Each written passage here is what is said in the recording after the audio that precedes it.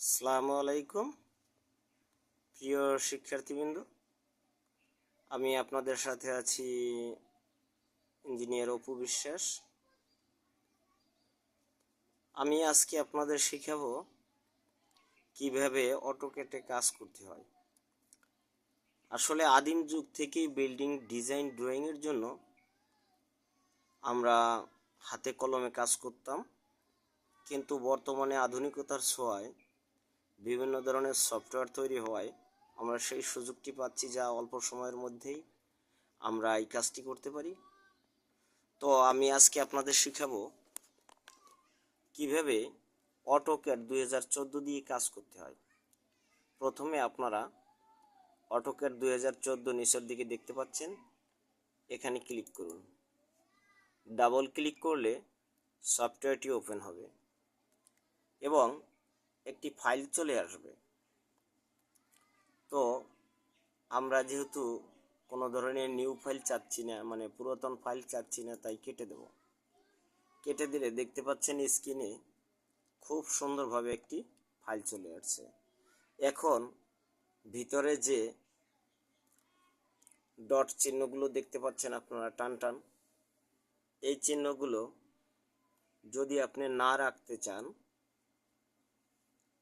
তখন এখানে অর্থমোড এইটা অফ করে দিবেন। দেখেন খুব সুন্দর করে চলে আসছে।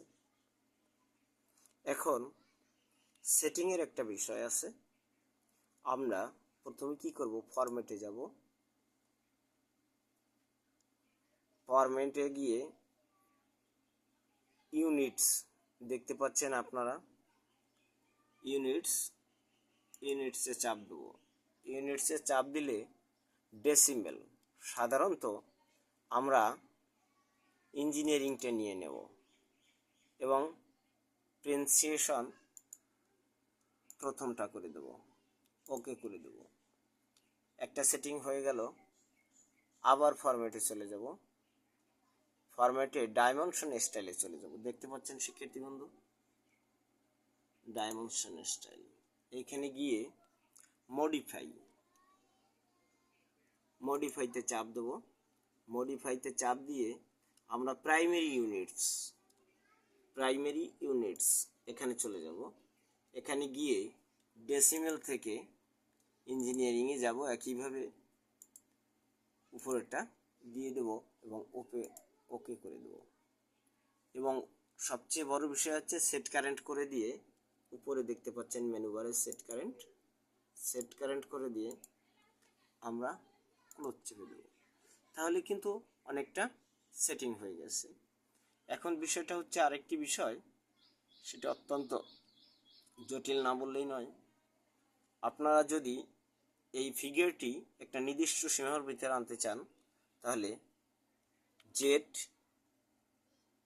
ইন্টার চাপেন এবং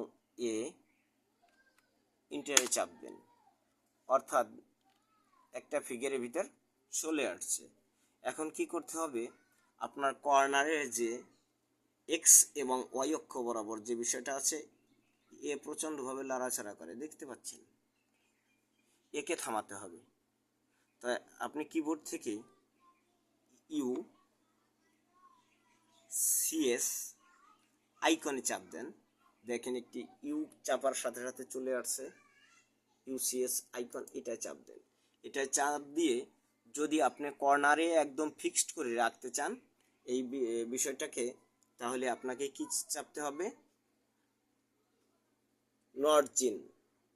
নরিজিন এই বাটনটিতে চাপতে হবে।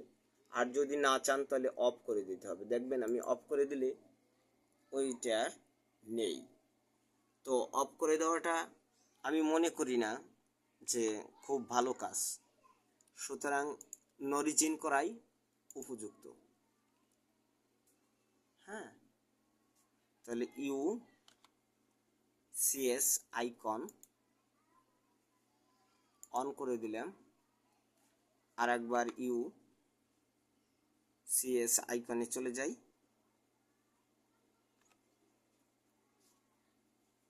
ইউসিএস আইকনে গিয়ে আপনি নরিজিন করে দেন। হ্যাঁ, এখন ফিক্সড হয়ে গেছে।